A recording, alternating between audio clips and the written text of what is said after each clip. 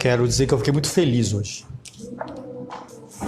Uma coisa simples que aconteceu, que talvez só eu tenha observado.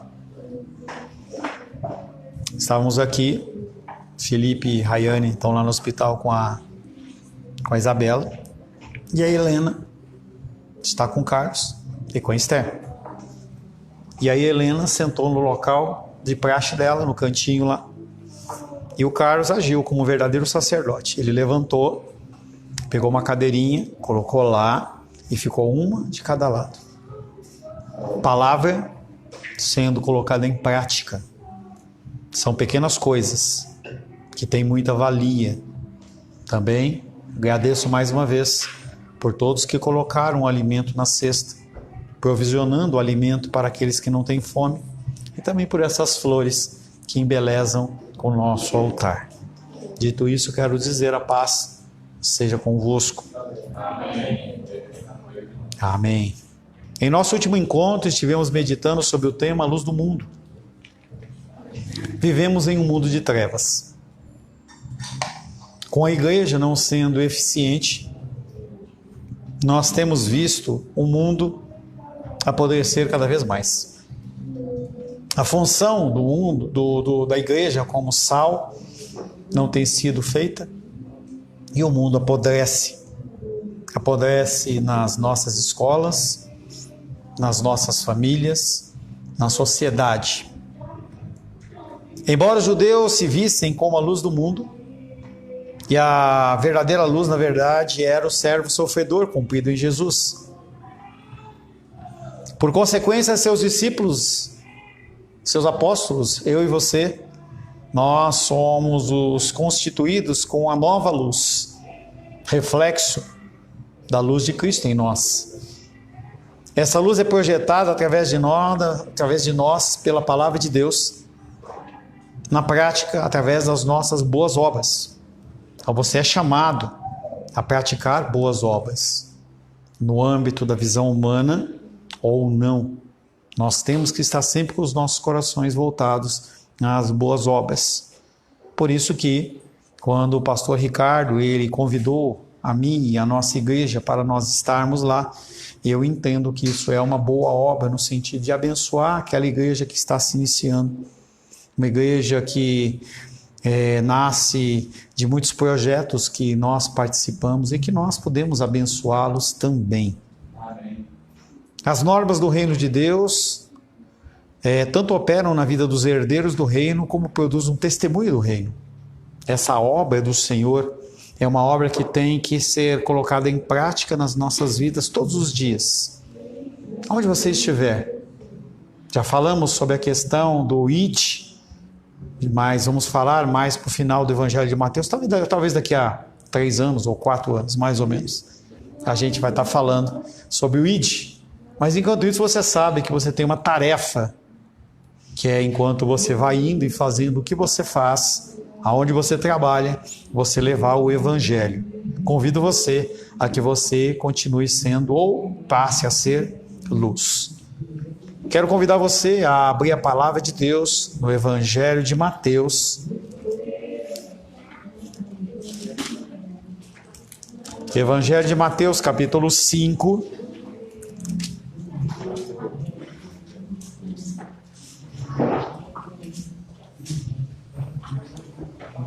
Evangelho de Mateus, capítulo 5, verso 17 a 20. Evangelho de Mateus, capítulo 5, verso 17 a 20. Assim diz a palavra de Deus: Não penseis que vim revogar a lei ou os profetas. Não vim para revogar, vim para cumprir. Porque em verdade vos digo, até que o céu e a terra passem, nem um i ou um tio jamais passará da lei, até que tudo se cumpra. Aquele, pois, que violar um destes mandamentos, posto que dos menores, e assim ensinar aos homens, será considerado mínimo no reino dos céus. Aquele, porém, que os observar e ensinar, esse será considerado grande no reino dos céus. Porque vos digo que, se a vossa justiça não exceder em muito a dos escribas e fariseus, jamais entrareis no reino dos céus. Palavra do Senhor, amém? Senhor, lemos a tua santa e bendita palavra e precisamos ouvir a tua voz. Não estamos aqui para ouvir discurso humano, discursos motivacionais, coaching, mas nós estamos aqui para ouvir as tuas direções, Pai. Para isso precisamos que o teu Espírito Santo abra o nosso entendimento. Que cada um, Pai querido, daqui receba o espírito de entendimento, de capacitação, e que eu possa, Pai, ser capacitado pelo Senhor a ser um instrumento nas tuas mãos para trazer uma mensagem santa e viva aos nossos corações. Oro em nome de Jesus. Amém. Podem se assentar em nome de Jesus. A palavra de Deus tem como título hoje o Evangelho e a Lei. O grande embate dos evangelhos é: sigo Jesus Cristo, que é o Evangelho, que são as boas novas, ou eu sigo a lei. Quando nós olhamos a história da igreja, a gente vê que no início ainda, judeus eles vão se convertendo, e o que acontece é que começa uma confusão, porque as pessoas queriam aceitar Jesus, mas exigiam que as pessoas ainda continuassem fazendo as práticas judaicas.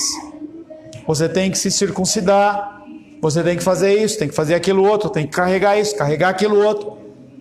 E as pessoas elas ficam nesse conflito, e não é um conflito apenas daquela época. Nos dias de hoje, igrejas também têm esse tipo de conflito. No Sermão do Monte encontramos a exposição mais detalhada da lei de Deus em todo o Novo Testamento. Se você quer entender a lei de Deus, leia o Novo Testamento no Evangelho de Mateus, que é o que nós estamos meditando.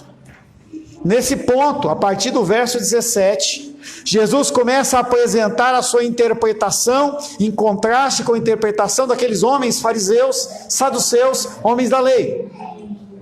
Ele começa a apresentar uma visão diferente, em que vai fazer as pessoas pensar ou não que Deus tem misericórdia de nós, porque o povo hoje está atacado. Falei para o Alice que a gente vai ver se a gente compra aquele aparelhinho que corta o som, que aí a gente direciona para lá, o cara começa a falar, ou então a gente já coloca um louvor para tocar lá, que o cara pelo menos ele se converte. Os melhores estudiosos judeus estavam completamente errados em seu entendimento da lei dos profetas em relação a Moisés. Eles leem e praticam as coisas que eles querem. É o que as pessoas normalmente fazem. E eu e você também fazemos isso. Os melhores estudiosos, eles estavam errados. Os escribas e fariseus, eles eram altamente instruídos e profundamente dedicados à compreensão e observância da lei. E isso serve como alerta para nós. Não basta você conhecer, você tem que saber como aplicar. Qualquer coisa na sua vida, se você tiver uma boa ferramenta na sua mão, e você não souber como utilizar aquela ferramenta, você pode quebrar ou a ferramenta, ou o equipamento que você está manuseando. É normal. Mas é um alerta. Porque quando nós falamos de coisas espirituais, elas são eternas.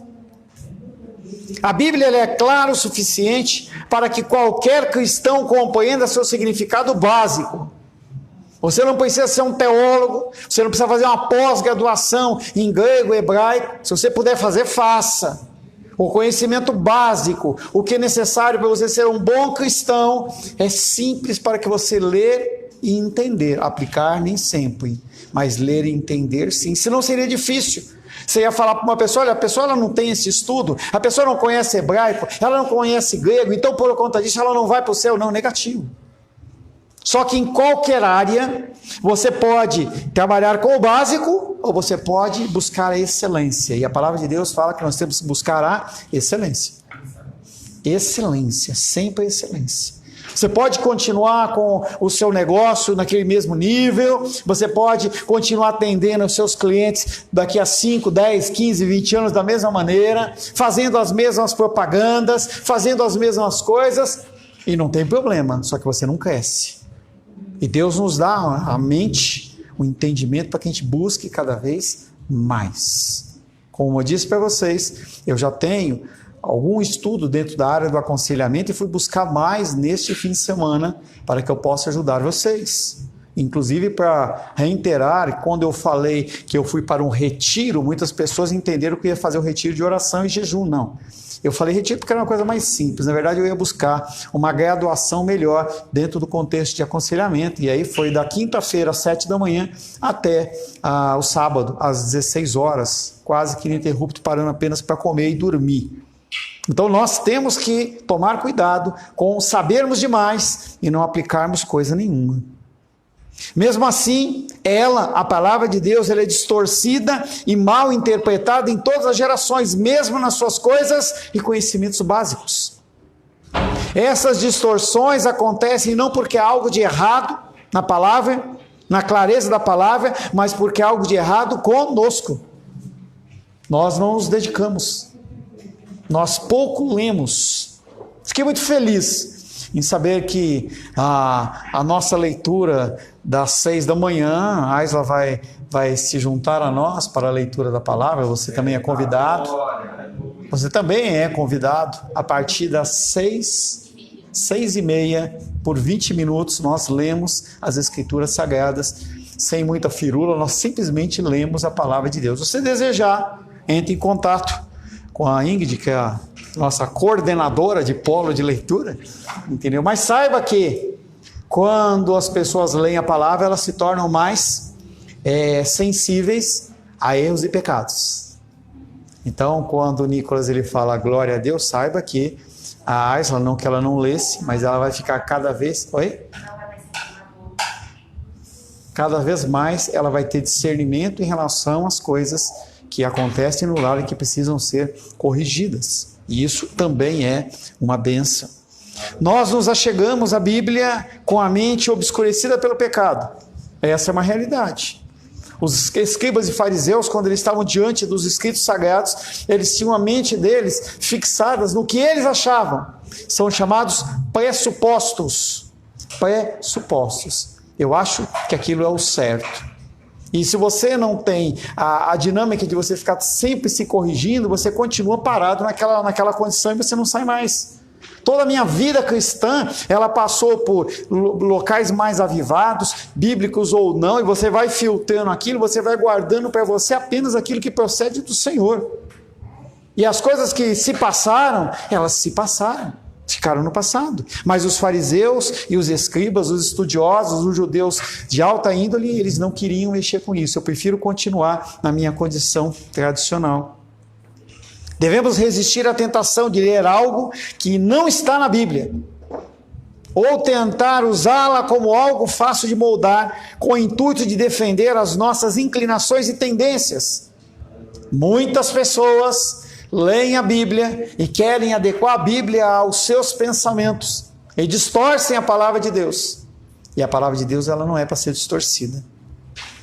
O Senhor, ele nos faz um alerta importante sobre como devemos entender a lei de Deus. O primeiro versículo que nós vamos meditar é 5,17, que diz: não penseis que vim revogar a lei ou os profetas. Eu não vim para revogar, e sim para cumprir. E aí nós encontramos um grande problema.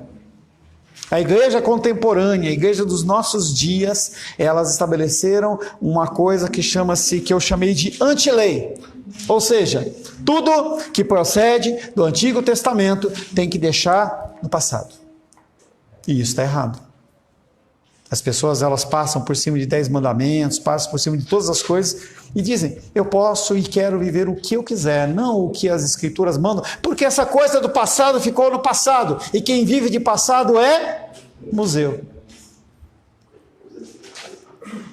Esse pensamento traz a crença de que a lei do Antigo Testamento não tem poder sobre o cristão do Novo Testamento, porque ele foi suplantada pela graça, pela grandeza do Evangelho. Conta certo pastor que ele estava ministrando numa igreja e acabou a ministração, os membros da igreja falaram assim: pastor, nós vamos ter um tempo de oração, eu queria convidar o senhor para ir conosco. E ele aceitou prontamente. junto com mais 20 pessoas, eles foram para uma casa e começaram a orar. Apagaram as luzes, deixaram uma luz assim meio furta, assim, meio claro, meio escuro. Meia luz, obrigado. Meia luz. E eles começaram a orar invocando os mortos. E começaram a orar para os entes queridos que tinham falecido, pedindo para que eles falassem com eles, quase que um culto espírita. E aquele pastor assustado olhou para eles e falou assim: vocês sabem o que vocês estão fazendo? Vocês sabem que isso é abominável a Deus? E eles falaram: sim, isso era no Antigo Testamento. Só que o Antigo Testamento ele já foi finalizado. Quando Jesus Cristo ele vem, ele cumpre as ordenanças, e esse Antigo Testamento não é mais válido para mim. Que loucura! Eu estou falando de um exemplo grosseiro, mas hoje ainda as pessoas elas vivem isso. Eu já passei igrejas em que o pastor falou assim: Antigo Testamento não, é só o Novo Testamento, nós estamos na época da graça. Estamos na época da graça. Como Adão estava na época da graça, como Salomão estava na época da graça, como Elias, Eliseu estava na época da graça, Jeremias estava na época da graça, Asaf estava na época da graça, Neemias, Esdras estavam na época da graça. A época da graça sempre existiu, mas as pessoas elas entendem que o Antigo Testamento ele ficou para trás. Essa crença é a essência da antilei. Temos dificuldade para compreender a relação entre lei e evangelho, mas ela existe. Sabemos que uma das funções da lei de Deus é expor o nosso pecado e mostrar a nossa necessidade de termos Cristo e nos achegarmos a Ele. E como eu vou saber que eu estou errado ou certo se eu não tenho nortes? E esse norte ele procede do Antigo Testamento. O Novo Testamento é apenas uma corroboração, um checklist, é apenas uma coisa dizendo assim: olha, daquele jeito continua valendo. Você tem que continuar fazendo boas obras, você tem que continuar respeitando autoridades, você tem ainda buscar a Deus sobre todas as coisas e o próximo como a ti mesmo. Não muda, não roube, não minta, não adultere, essas coisas não caíram por terra, mas as pessoas elas entendem que porque Jesus Cristo cumpriu a lei, nós não temos mais que cumprir. Esquecemos o que Paulo fala sobre a nossa salvação pela graça, Romanos 6, capítulo 6, verso 1 e 2. Romanos capítulo 6, verso 1 e 2. Apóstolo Paulo pregava sobre a graça e os romanos, judeus romanos, eles tinham essa mesma dúvida. E ele olha para eles e fala: que diremos, pois? Permaneceremos no pecado para que seja a graça mais abundante? De modo nenhum. Como viveremos ainda no pecado, nós os que para ele morremos? Mas como você vai saber que é pecado se você não conhece a lei? Como que você vai cumprir as leis se você não sabe quais são elas? O salmista escreve: quanto amo a tua lei, é a minha dedicação à leitura da tua palavra. Salmo 119, 97. Quanto você tem se dedicado à leitura da palavra de Deus? Você ainda está nessa da correria? Ainda está nessa que você precisa fazer todas as coisas? Você ainda está nessa? Se amamos a Deus, devemos amar e guardar a sua lei. João 14, 15. Se você ama a Deus, você guarda a sua palavra e a obedece e a cumpre. E você tem a opção de dizer: eu não quero. Mas saiba que você está fora do reino dos céus. Todo o contexto aí ele está mostrando. Se você é uma pessoa que não considera os escritos da palavra de Deus como norte para a sua vida, você vai estar em qualquer lugar, menos na eternidade com o Senhor. Com todas essas controvérsias em nosso mundo hoje, precisamos prestar atenção ao que Jesus diz e não às loucuras dos homens. E aí o Carlos estava falando, hoje a gente vê os cultos pentecostais, as pessoas rodando mais do que atos de macumbaria. Gente, eu já estive nesse meio e eu já li a Bíblia algumas vezes, talvez pelo menos umas 10. E eu nunca encontrei nas Escrituras Sagradas nada falando sobre pessoas rodando. Nada. Não existe. Você pode procurar com afinco. E me desafie e fala assim: pastor, realmente aqui tem. E eu vou ficar feliz de você fazer isso. Mas você não vai encontrar. Porque não existe. Essas manifestações, que o cara fica rodando, pulando, o cara sobe na coluna e fica dando com a cabeça na coluna. Que loucura, gente, isso não existe. Isso é piração, isso é coisa do agapape, não é manifestação do Espírito. As coisas do Espírito, elas têm um objetivo claro, trazer-nos conhecimento, entendimento, sabedoria, quebrantamento de coração, entendimento, aprendizado, não um show. A lei ela foi cumprida por Deus, através de Cristo. Jesus começa com um alerta, no verso 17. Não penseis que vim revogar a lei ou os profetas. Eu não vim para revogar, mas eu vim para cumprir. Certa vez, enquanto eu estava dirigindo e eu procurava uma vaga para estacionar, eu deparei com uma placa que estava dizendo: proibido estacionar. Proibido estacionar está sendo claro, dizendo: você não pode parar ali nem por um minutinho. É proibido estacionar. Semelhantemente, a força do que Jesus está dizendo aqui não permitam que esse tipo de pensamento, em que a palavra de Deus, em que a lei, em que as instruções do Senhor são temporais, não façam parte da sua mente nem um minuto. Nós temos que vigiar a todo tempo. Quando ele fala orai sem cessar, ele está falando que a nossa mente, ela tem que estar sempre ligada para a gente não cair nas artimanhas dos homens e de Satanás e do mundo. E se nós permitirmos, nós vamos acontecer. Essa palavra, não permita que essa lei, que ela venha destruir, que venha ser contaminada. Essa palavra vem da cultura grega que fala sobre a construção que ela é demolida. E Jesus ele vem trazendo esse pensamento: eu não vim para revogar, eu não vim para demolir, eu não vim para destruir, mas eu vim para cumprir essa lei. Ele nos lembra de que já veio, Jesus Cristo ele já veio, nós sabemos disso. Aquele que subiu aos céus no final da sua vida é o mesmo que primeiro que desceu dos céus. Jesus também diz aqui que uma das razões pelas quais ele veio foi para cumprir a palavra de Deus, porque nós não tínhamos condição de fazer isso. Ele não faz isso para que nós não tenhamos que fazer. Ele faz isso para que a gente saiba o caminho que a gente tem que seguir. É como o caminho da vaca e do boi. Você vai na fazenda, você vê lá aquele caminhozinho. A vaca e o boi, eles ficam passando ali, e aí cria aquele caminhozinho sem capim, sem mato, para que você possa passar ali. É exatamente o que Cristo fez. Ele criou um caminho para nós passarmos, não um caminho que você não tem que passar. É o que acontece comigo em relação à minha filha. Eu passei por caminhos que eu espero que ela não tenha que passar. E eu tento trazer uma instrução a ela nesse caminho.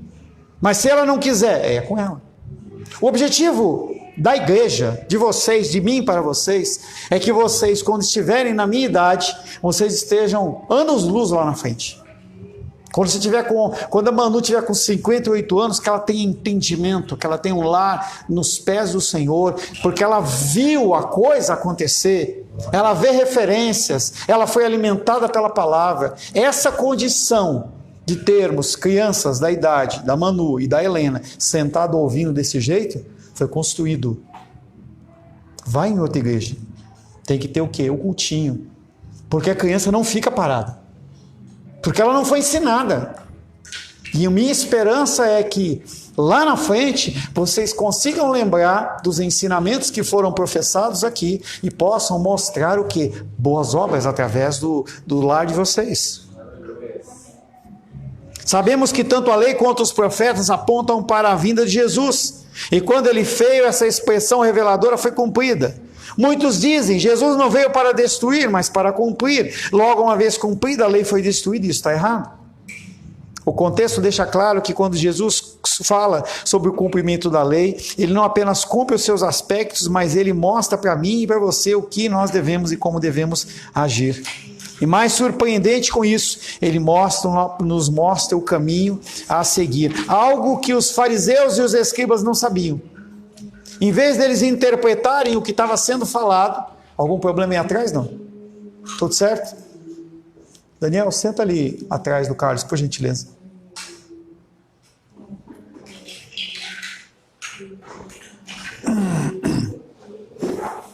Aqueles homens, escribas e fariseus, eles fizeram mais de 600 leis, porque eles queriam normatizar uma coisa que não precisava ser normatizada. Nós, como seres humanos, temos uma coisa chamada discernimento do Espírito. Ninguém precisa falar para você que é errado, porque você já sabe. Mas aqueles homens, para não seguir a verdadeira lei do Senhor, segundo a instrução do Espírito, eles criavam novas leis para tentar se apoiar em cima de castelos de areia. Mateus 5,18 diz assim: porque em verdade vos digo, até que o céu e a terra passe, nenhum io, nenhum tio jamais passará da lei até que tudo se cumpra. Muitas vezes no Novo Testamento vemos Jesus dizer, em verdade vos digo. Em algumas passagens ele diz, em verdade vos digo. E o que quer dizer isso? Essa palavra quer dizer verdade, amém, eu concordo. Jesus ele começa esse versículo dizendo, o que eu estou falando é verdade. Amém, ele começa falando, amém, assim seja. A palavra que eu falo é verdade. Jesus, ele começa esse pronunciamento falando que prestem atenção, porque o que eu estou falando é importante. Cristo introduz essa parte do sermão como uma linguagem de grande peso. Não é historinha, é uma coisa que define a sua vida como um todo. A visão clássica da inspiração é que não apenas os conceitos gerais da Bíblia são inspirados por Deus, mas cada palavra nela contida, e aqueles homens, eles trazem um entendimento de que a palavra de Deus ela é inerrante em partes e não na sua totalidade. E aí nós diferenciamos pessoas e igrejas que são liberais e igrejas que não são liberais.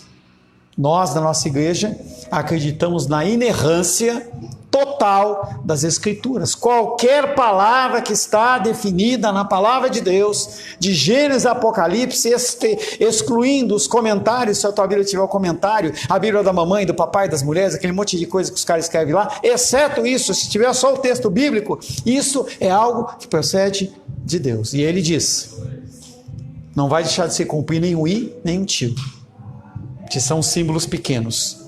E a menor letra do evangelho do hebraico chama-se iot, que é como se fosse um pequeno tracinho, como se fosse um tiozinho assim, só que ele bem pequenininho. Ele fala, nem isso vai deixar de se cumprir. As pessoas elas dizem que não, ficam tentando adivinhar sobre tempos, sobre fim dos tempos. Estava vendo hoje que havia uma profecia de um cara aí que no dia 29 de agosto, por causa que os planetas eles iam se alinhar e acontecer não sei o que, não aconteceu nada, porque daquele dia só sabe Deus, nem o Filho sabe. Ele não ensinava apenas a inspiração, mas a inspiração do cumprimento do i ou tio, ou como eu falei para vocês, do iot. Assim que ele diz que toda a criação pode ser removida, mas nada na lei será removido até que seja tudo cumprido. Ou seja, você consegue definir na sua vida que você tem um Deus que ele é fiel, não a você, mas a ele, e tudo que ele diz que vai cumprir, vai se cumprir. O que Deus já falou para você no seu lar, na sua vida, na tua casa, no teu negócio, no seu ministério, vai se cumprir porque ele assim o disse, a menos que ele não tenha dito. E você tem que ter discernimento em relação a isso. Mateus 5,19 diz, aquele pois que violar um destes mandamentos, posto que dos menores, e assim ensinar aos homens, será considerado mínimo no reino dos céus. Aquele porém que observar e ensinar, esse será considerado grande no reino dos céus. E eu tenho certeza que eu vou ser considerado mínimo no reino dos céus, porque eu já falei muita besteira. Tenho certeza que você também já falou muita besteira. Por desconhecimento não importa. A palavra aqui é clara. Nós temos que buscar corrigir as coisas que nós falamos errados, que nós temos que corrigir para que nós possamos fazer de uma forma até certa. Pouco tempo atrás, enquanto eu dirigia, eu mudei de faixa sem dar seta. Só que no carro eu tinha uma nova motorista. E aí a Luísa olhou para mim e falou assim, papai, você não vai dar seta? E eu olhei para ela e falei, mas não vinha nenhum carro. E ela olhou para mim e falou assim, não importa, você desobedeceu a lei. Eu fiquei constrangido. Algumas vezes ela falou comigo isso.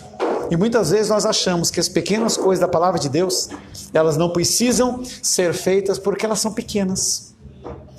Mas a palavra de Deus não nos dá esse respaldo em lugar nenhum de você deixar de cumprir alguma coisa. Somos muito rápidos em desprezar aquilo que consideramos irrelevante. Lucas 16:11 diz: Nosso Senhor diz que se não pudermos ser fiéis no pouco, Ele não poderá nos confiar coisas grandes. Como que Ele pode te dar uma família, um ministério? Como é que Ele pode te dar um negócio se você não consegue administrar direito nem o que você tem? Como? E o Senhor, Ele é bem claro dizendo que enquanto você não aprender a lidar com as situações do dia a dia de uma forma sábia, Ele não permite que você cresça. E aí você fica pensando, poxa, como que eu não cresço? Por que não acontece? Muitas vezes acontece, não acontece porque o próprio Deus, Ele é aquele que fecha as portas. Eu meditei bastante nesse versículo, buscando de Deus, falei assim, Senhor, será que tem algo que eu estou fora, que evita que as coisas elas deixem de acontecer na nossa igreja? E eu vou buscar diligentemente do Senhor se há alguma coisa a ser feita. Não é caça às buchas, é simplesmente buscar você ser alinhado com a vontade do Senhor. E aí nós falamos dessa anti-lei. E do outro lado nós temos o legalismo. De um lado se diz que a lei não vale para nada. Do outro lado se fala que só tem a lei. Fariseus, escribas, religiosos diziam que apenas a lei valia. Quando eu fui saído da igreja lá, onde eu e Menísia congregávamos com a Rosângela e a Luísa, numa reunião de conselho, um presbítero olhou e falou assim, mas será que isso é bíblico? E o pastor levantou e falou, não importa, importa se está no estatuto ou não. Legalismo. Pessoas fazem isso nos dias de hoje. Eles são legalistas. O erro oposto da antilei é o legalismo. Aqueles que acham que podem entrar no céu apenas obedecendo a lei, eles estão enganados. Tais pessoas acabam ficando preocupadas com a lei como os fariseus, e a solução não é rejeitá-la de todo, ou você está no extremo ou no outro, não é negar disso. Sempre falamos na condição do quê? Do equilíbrio. Jesus faz uma declaração importante e assustadora. Mateus 5:20. Abre aí.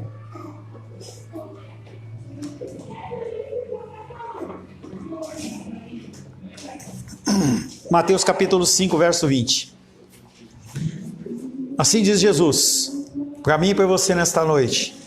Porque eu vos digo, que se a vossa justiça não exceder em muito a dos escribas e fariseus, jamais entrarei no reino dos céus. Pesado. Como que eu vou conseguir fazer isso? Aqueles homens que se dedicavam à leitura e meditação das escrituras o tempo inteiro, todo o tempo. E eles não conseguiam. Pode parecer que uma vez que os fariseus eram tão corruptos, superar essa justiça é fácil. Mas Jesus ele fala um novo texto, Mateus 23:23. Se os fariseus encontrassem um pedaço de hortelã no chão, eles separavam o equivalente em dízimo. Mateus 23:23 fala que nós temos que cuidar das coisas. Vamos ler, Mateus 23:23. Está tentando adivinhar o versículo. Mateus 23:23. Ai de vós, escribas e fariseus hipócritas, porque dais o dízimo da hortelã, do endo e do cominho, e tendes negligenciado os preceitos mais importantes da lei, a justiça, a misericórdia e a fé. Devíeis, porém, fazer estas coisas sem omitir aquelas. E Jesus fala, vocês são fidedignos na questão do dízimo, das ofertas, mas o que é mais importante vocês não fazem. E Jesus Cristo vem quebrando isso quando ele ministra aquelas pessoas no sábado, porque eles queriam mostrar uma legalidade que não existia. Eu tenho que deixar a pessoa sofrer porque é sábado, porque eu não posso executar a cura. Mas, se cair um bezerro dele, cair um boi, cair um cavalo, ele vai lá e vai fazer. Ou seja, a misericórdia dele vai até o ponto que lhe interessa. Se encontrassem uma moeda na rua, eles iam adicionar uma fração do seu valor ao prato de coleta. Eu já vi pessoas que fazem isso, não há problema nenhum. Você vai buscando cada vez mais a excelência dentro dos seus dízimos e ofertas. Então, quando eu recebo qualquer tipo de oferta, e eu dou o dízimo, não estou falando para você fazer, você faz o que você quiser. Então, a minha mãe, quando ela pagava a escola da minha filha, eu ia lá e tirava o dízimo daquele valor e dava lá. Assim, eu entendo que procede de Deus, então eu dava. É um jeito de agir da minha parte. Em Mateus 23:15 ele fala: ai de vós, escribas e fariseus, hipócritas, porque rodeais o mar e a terra para fazer um prosélito ou um discípulo. E uma vez feito, tornais filho do inferno 2 vezes mais do que vós, porque eles faziam as pessoas se converterem e ensinavam princípios errados. Por isso que a gente tem que tomar cuidado com o que a gente ensina. Nós temos a obrigação de buscar o ensino de forma correta. Você, pai, você tem a obrigação de aprender o ensino de forma correta para você ensinar os seus filhos. Não queira saber o amargor que é de você não ensinar de forma correta e teu filho ele se desviar. Eles faziam tudo isso e contudo não entraram no reino. Mateus 7:21.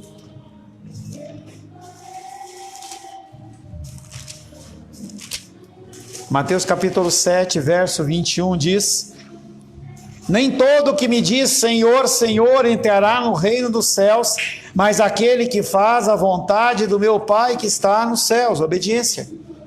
Então, se você é uma pessoa que segue só a lei e você não segue as direções do Espírito, você não vai entrar no reino dos céus.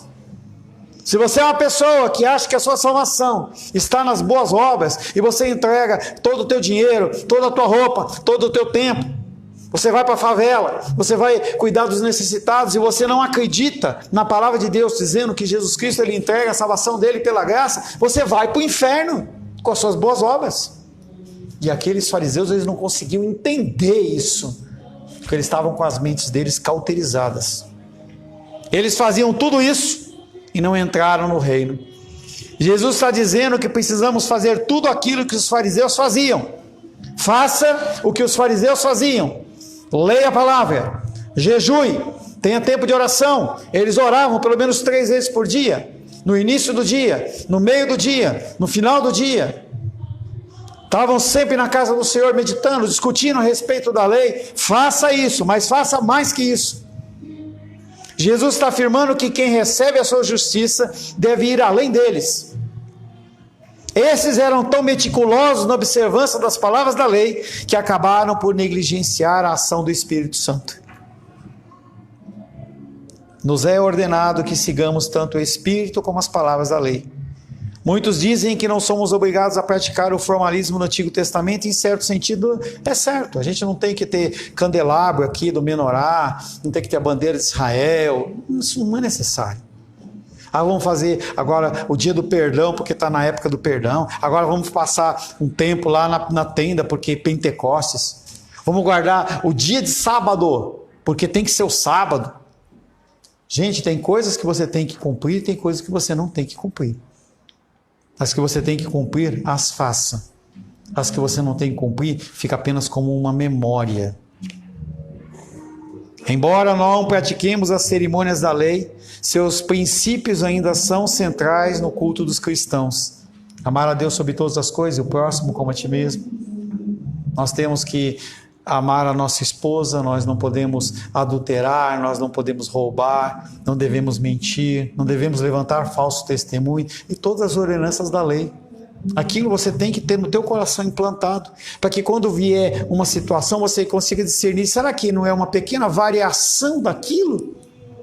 Esse adultério com a minha esposa não é um adultério físico, mas será que o meu olhar ali já não está fazendo com que aquilo seja realmente uma realidade dentro da minha vida? E você começa a filtrar seu coração para que você seja cada vez mais santo diante do Senhor. Algumas pessoas, se não todas, não querem ser incomodadas pelo Antigo Testamento. Mas o Antigo Testamento é a alta biografia de Deus e um prenúncio do Novo Testamento. O versículo 20 não estabelece como essa justiça deve ser alcançada, nem desenvolvida, nem capacitada. Ele simplesmente fala: sede santos, busque a limpeza, busque crescer, busque exceder a justiça dos fariseus. E aí você tem que se debruçar sobre a palavra, de uma maneira muito particular, buscar de Deus o que Ele quer que você faça. Como Ele quer que você purifique os seus caminhos e a sua vida. O Messias desenvolveria um povo que seria chamado carvalhos de justiça, para a manifestação da glória de Deus. Ele, Jesus, é a revelação divina de quem Deus é, e do que planeja e do que ordena ao seu povo. Por isso que nós temos que ler as Escrituras. O termo exceder a justiça dos fariseus, traz que a nova justiça excede a antiga, na quantidade e na qualidade.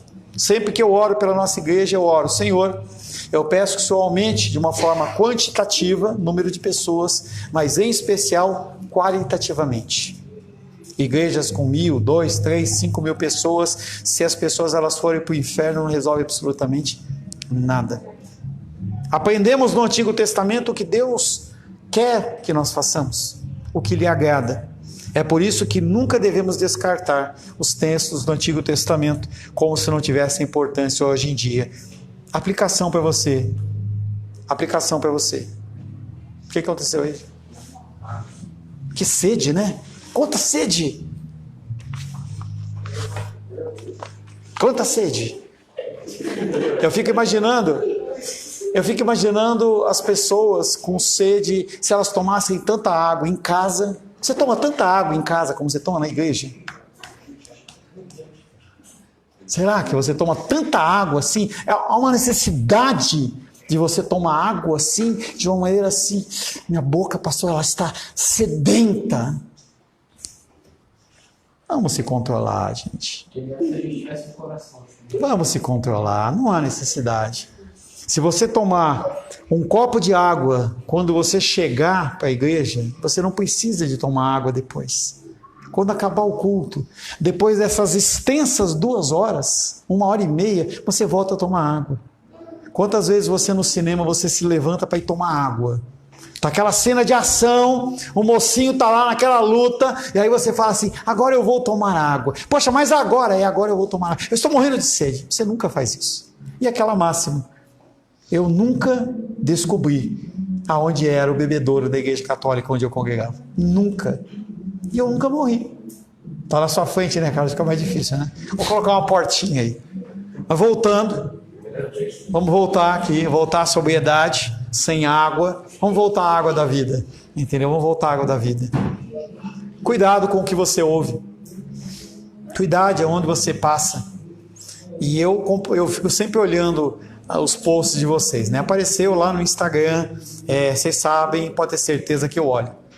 Não fale, não compartilhe besteira. Preste atenção no que você compartilha, porque muitas delas podem ser coisas que estão indo contra os textos do Antigo Testamento ou mesmo do Novo Testamento. Use a sua mídia social também como sal da terra e luz do mundo. E nunca permita que alguém diga para você que o Antigo Testamento é uma coisa que se passou e que não precisa ser cumprida. Amém, queridos?